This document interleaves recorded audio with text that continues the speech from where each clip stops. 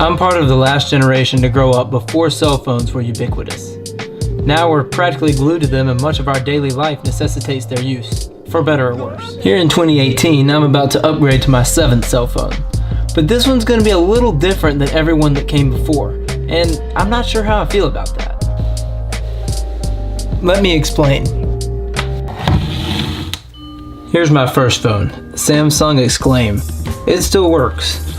Now the coolest thing about this phone was the ability to slide up for the regular number keypad or slide sideways for the text keypad. This came out right as texting was becoming popular, but it was still a bit of a novelty. Now pretty soon my parents switched to Verizon. This phone was a Sprint exclusive. Now this is the Samsung Intensity 2, and it was an okay phone. Doesn't work anymore, not as durable as this brick, and certainly not as cool because it only slid one way.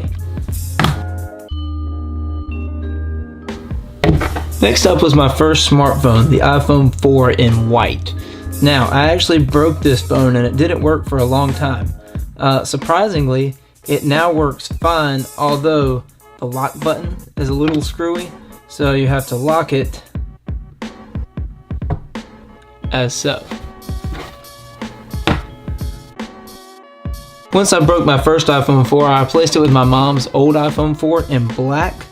This has actually been broken again since then. The screen was replaced, as was the back. It cracked again, but that's how come no Apple logo on the back. I had it done by a third party.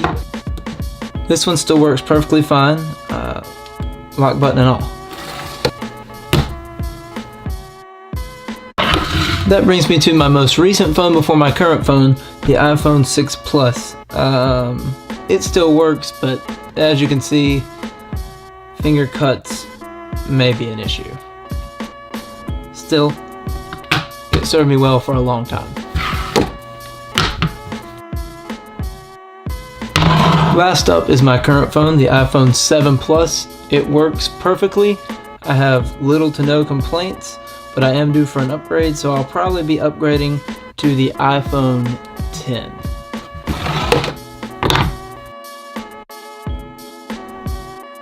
Now, you may be asking yourself, what do all these phones have in common? The answer is simple: buttons. They all have buttons.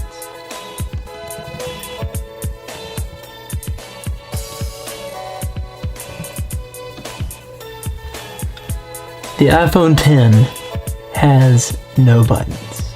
Now, is this a deal breaker? No way. But it does concern me, and it's the end of an era.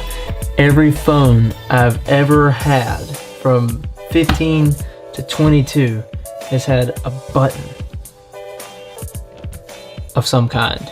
It's going to be a little bit weird to make the adjustment, and I'm not sure how I like it. The lack of Touch ID is also concerning, but I'm willing to give it a shot.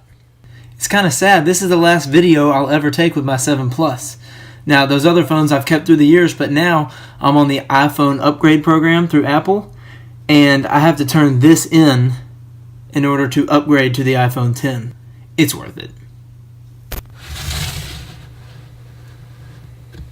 The iPhone 10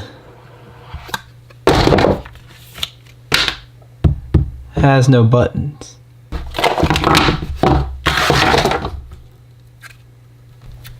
I'm really not sure how I feel about this.